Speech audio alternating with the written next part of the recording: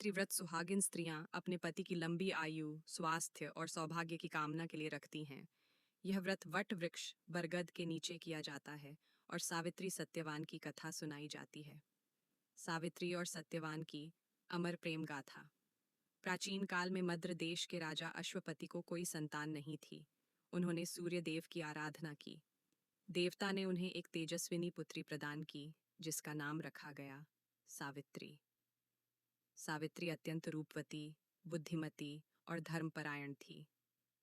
विवाह योग्य होने पर उसने स्वयं योग्य वर की खोज की और वन में रहने वाले एक तपस्वी राजकुमार सत्यवान को चुना। सत्यवान अंधे और वनवासिनी राजा द्युमत्सेन का पुत्र था। जब नारद मुनि ने बताया कि सत्यवान का जीवन केवल 1 वर्ष शेष है, तो भी सावित्री ने निश्चय पूर्वक उससे विवाह किया और अपने पति के साथ वन में रहने लगी।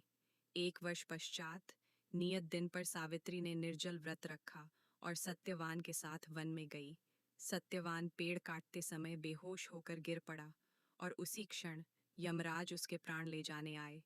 सावित्री ने यमराज का पीछा किया और धर्म, नारी शक्ति, भक्ति और बुद्धि से यमराज से संवाद करने लगी।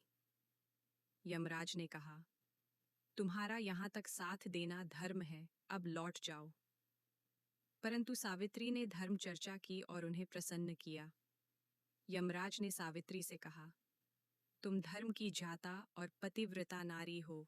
मैं तुम्हें 3 वरदान देता हूँ, पर सत्यवान का जीवन नहीं। सावित्री ने वर मांगे, मेरे ससुर द्युमत्सेन की दृष्टि और राज्य वापस मिले। मेरे पिता राजा अश्वपति को 100 पुत्रों की प्राप्ति हो। मुझे सत्यवान के संतानों की मां बनने का सौभाग्य मिले। यमराज मुस्कुराए, यह वरदान सत्यवान के जीवित बिना संभव नहीं। तुमने जीत लिया, हे धर्मनिष्ठ सावित्री, यमराज बोले। मैं तुम्हारे पति को जीवन लौटाता हूँ। तुम दोनों दीर्घायु और धन्य हो। तीसरे वर्ष से यमराज उलझन में पड़ गए, क्योंकि यदि सत्यवान जीवित नहीं होगा तो संतान कैसे। इस प्रकार यमराज को सत्यवान का जीवन लौटाना पड़ा। वन में प्रकाश फैल गया। सत्यवान ने ऐसे आंखें खोली जैसे गहरी नींद से जागे हों। सावित्री ने उन्हें प्रेम और आंसुओं से गले लगा लिया। समय के साथ राजा द्युमत्सेन को नेत्र और राज्य वापस मिला। राजा अश्वपति को 100 पुत्रों की प्राप्ति हुई। सावित्री धर्म, शक्ति और पतिव्रता का प्रतीक बन गई। वट सावित्री व्रत की पूजा विधि संक्षेप में। स्त्रियां सूर्योदय से पूर्व उठकर स्नान करती हैं, नए वस्त्र और श्रृंगार करती हैं, वट वृक्ष की पूजा करती हैं, जल चढ़ाकर, कच्चा धागा बांधकर, सिंदूर, फल फूल अर्पित करती हैं। सावित्री सत्यवान की कथा सुनती पढ़ती हैं, दिन भर व्रत रखती हैं और संध्या के समय व्रत का पारण करती हैं। इस कथा का संदेश, नारी शक्ति को कम न आंको।